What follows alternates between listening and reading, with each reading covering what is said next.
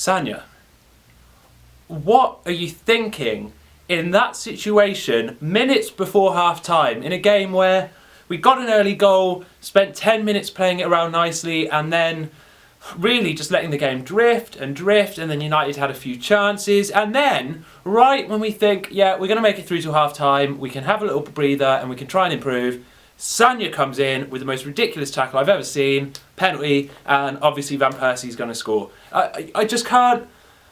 Sanya has been awful all season. He's clearly not clocked on since the start of the season when he realised he's not going to get a new contract. And he doesn't deserve a new contract given this year.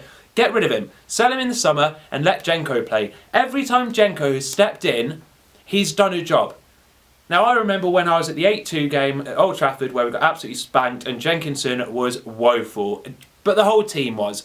Jenkinson at that time needed to be out on loan. I think he showed this season, when he stepped in, particularly at the start of the season, when he has stepped in and deputised for Sanya, he has done a better job. For me, he's done a better job, and it was shown again today. Sanya had a torrid time. But, to be fair to Sanya, he was left so exposed by Mr. Lazy himself, Theo Walcott. Again, like I said in a previous video, Theo makes anti-runs. Their runs are so poor that they're actually the antithesis of what should be happening with Theo when he does a run. He has no footballing mind and he is lazy. He didn't track back once. We were all screaming, track your runner, track your runner. Theo, track your runner. Never did he track his runner. It was carnage, and that is what made Sanya look so poor. Yes, granted, some of it was because Sanya was poor, but equally he was left so exposed. I don't understand why every time we play Manchester United, in the last 20 minutes, it always comes down to them sitting back, us piling on pressure without doing anything, and then them counter-attacking and nearly scoring every time. It happens every game. Now, yes, this time it was a little bit out of our control, because United have already won the league, so they could sit back. It isn't relevant to them whether they win or not, so they could sit back and say, well, you need the 3 points more than us.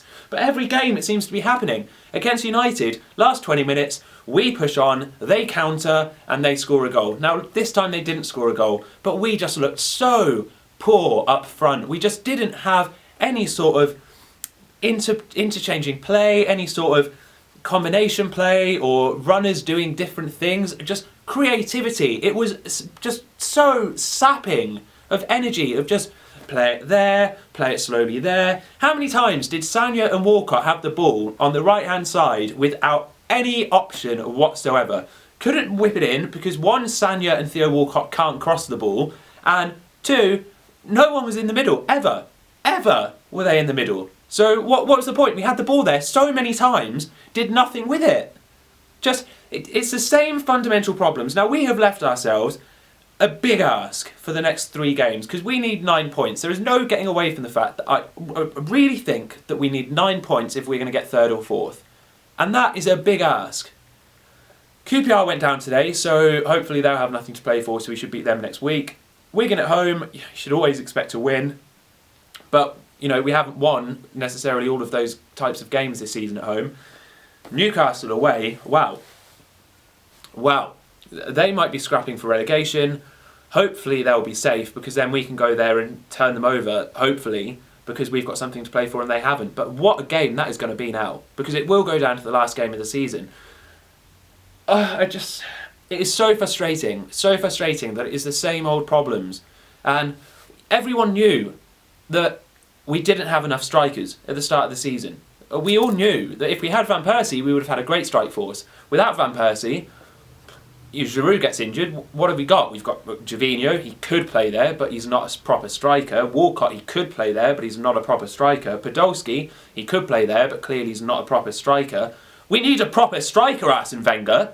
Is Arsene Wenger the person that I think can move in to next season having a plan and a good strategy for players? Do I balls think that? We need a new manager in place because, again, the same old problems there. Even throw-ins. We don't know what to do at throw-ins. People just look at each other like, well, what are we meant to do? Wenger, in training, just tell them, this is the routine for a throw-in, this is what we're going to do, and what we're not going to do is just throw the ball forward straight to a United player just unopposed. It happens so many times. They are clueless in the basic things in football.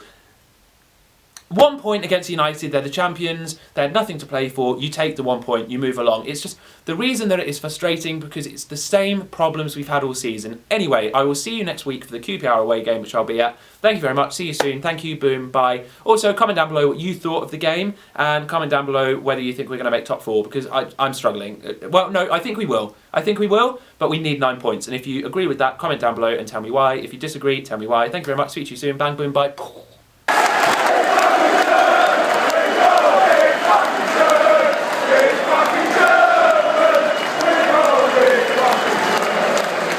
You're right, YouTube, so